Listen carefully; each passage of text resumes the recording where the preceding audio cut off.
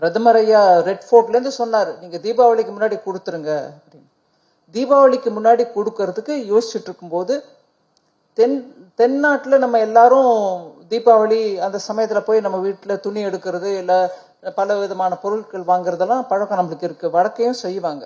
ஆனா வடக்கோ குஜராத்தோ மகாராஷ்டிராவோ இல்ல துர்கா பூஜை டைம்ல வெஸ்ட் பெங்காலோ கூட நீங்க யோசிச்சு பாத்தீங்கன்னா தீபாவளிக்கு முன்னமே நவராத்திரி அப்படின்னு நம்ம சொல்லக்கூடிய அந்த காலத்துக்கட்டத்துல கூட அவங்க நிறைய வீட்டுக்கு சாமான் வாங்குறதோ இல்ல பிள்ளைங்களுக்கு சாமான் வாங்குறதோ செய்வாங்க. சோ தீபாவளிய மனசுல வச்சுட்டு அவர் சொன்னாருன்னா கூட ஜிஎஸ்டி கவுன்சில்ல எல்லா ஸ்டேட்ஸும் உட்கார்ந்து இருக்கிற கவுன்சில்ல அவங்கவுங்க பண்டிகை சமயத்தை நம்ம மனசுல வச்சுட்டு நவராத்திரிக்கு முன்னாடியே செஞ்சிடணும்ன்றதுனால முன்கூட்டியே செஞ்சுட்டோம்.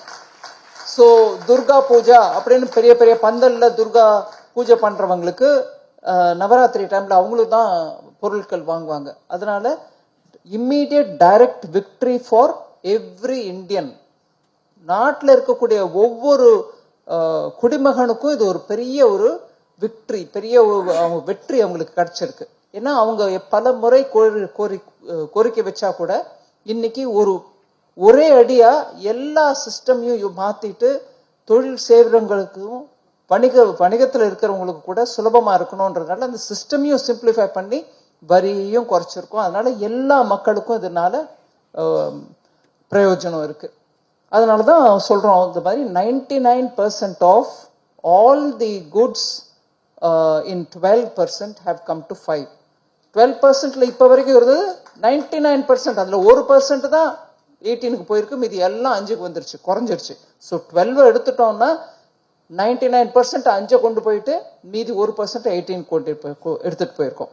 அதே மாதிரி 28% டாக்ஸ்ல இருந்து எத்தனை ஐட்டம்ஸ் கீழே வந்திருக்குன்றத கூட எடுத்து விளக்கி சொல்றோம். 28 இனிமே இல்லை.